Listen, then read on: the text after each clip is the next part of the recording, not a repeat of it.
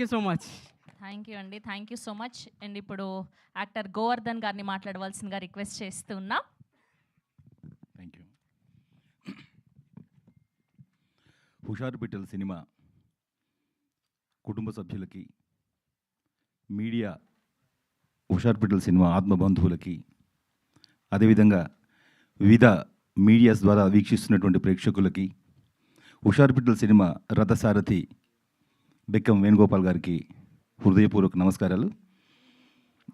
ఇప్పుడు భాను మాట్లాడిన తర్వాత కొంచెం ఎమోషనల్ అవ్వాల్సి వస్తుంది. ఎందుకంటే సినిమా అనేది మన యాక్టర్స్ వచ్చిన తర్వాత ఒక 20 సంవత్సరాలు 30 సంవత్సరాల యొక్క జీవన ప్రయాణంలో ఒకసారి వస్తే, అవకాశం వస్తే అసలు ఎలా ఉంటుంది అనేది ఇప్పుడు ఆ భాను స్పీచ్లో మీరు చూశారు.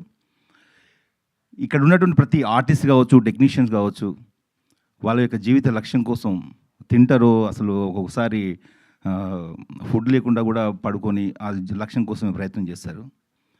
సో హుషారు పిట్టల సినిమా విషయానికి వచ్చినట్టయితే, దర్శక నిర్మాతలు ఈ హుషారు పిట్టల సినిమాని ఏ నమ్మకంతో అయితే తీశారో ఆ నమ్మకాన్ని ప్రేక్షకులు వమ్ము చేయరు అనే నమ్మకం మాకు గట్టిగా ఉంది.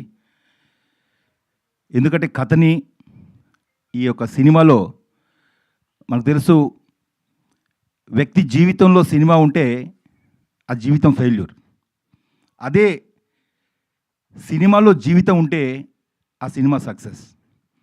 హుషారు పిట్టల సినిమాలో జీవం ఉంది, జీవితం ఉంది.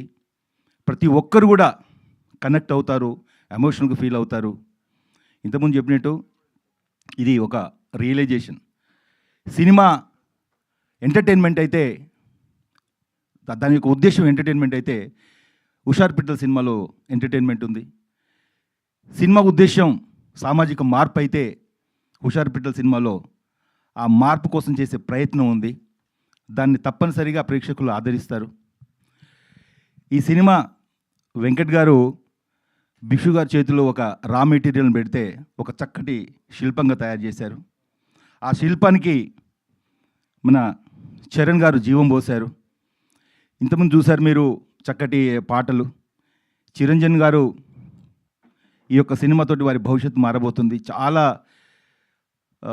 పల్లెటూరు వాతావరణాన్ని, ఆ పిల్లల యొక్క మెంటాలిటీని మనకు ప్రతిబింబించేలా దాంట్లో పాటలు రాశారు.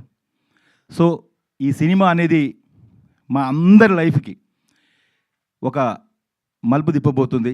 భారతదేశ చరిత్రలో ఆగస్టు 15వ తారీఖు అనేది చాలా మెమరబుల్ డే, మనందరూ తెలుసు. అదేవిధంగా మా జీవితాల్లో అంటే ఈ హుషారు పిట్టలలో నటించినటువంటి టెక్నీషియన్స్ కావచ్చు, కుటుంబ సభ్యులందరికీ కూడా ఈ ఆగస్టు 15 అనేది మాలో ఒక కొత్త జీవితాన్ని తీసుకొస్తుంది అన్నటువంటి బలమైన నమ్మకం ఉంది. డెఫినెట్గా ఈ సినిమాని ప్రేక్షకులు ఆదరిస్తారనే నమ్మకం ఉంది. సో అలాంటి ఈ సినిమాని ఆదరిస్తారని, ఆగస్ట్ 5 అంటే ఈరోజు నుంచి బుక్ మై షోలో ఈ సినిమాకు సంబంధించినటువంటి టికెట్స్ అవైలబుల్గా ఉంటాయి. ఇంతకుముందే చెప్పారు వెంకట్ గారు, ఆగస్ట్ 10th రోజు ట్రైలర్ రిలీజ్ కాబోతుంది. ఆగస్ట్ 15th రోజు ప్రపంచవ్యాప్తంగా చాలామంది థియేటర్లో హుషారు సినిమా రాబోతుంది.